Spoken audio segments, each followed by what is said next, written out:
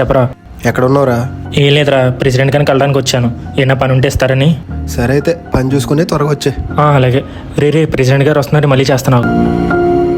ఎండలు బాగా ఎక్కువైపోతున్నాయండి బాబు ప్రెసిడెంట్ గారు. అదేంటండి కోపంగా చూస్తారు? గొడుగు ఎవరికిరా? అయ్యి బాబు గొడుగు మీకేనండి బాబు, క్షమించండి. ఈ మధ్య నీడికి ఎక్సెక్కలు బాగా ఎక్కువైపోతున్నాయి.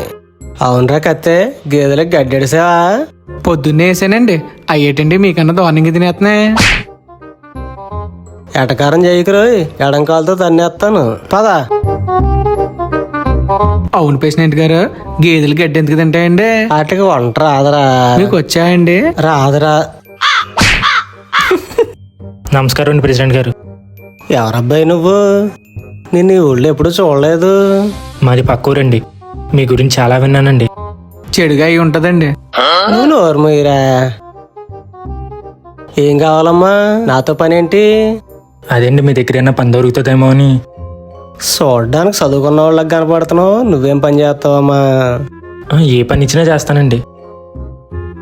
మన దగ్గర పని ఉంటది కానీ పేమెంట్ ఉండదు అబ్బాయి.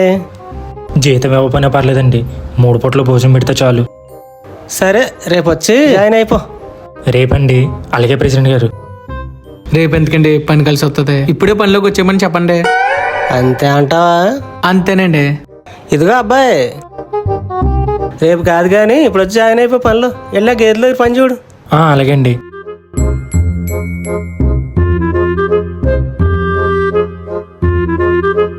జీతం లేకుండా పనులు ఎలా పెట్టాలో చూసి నేర్చుకోరా. మీరు సూపర్ అండి బాబు ప్రెసిడెంట్ గారు.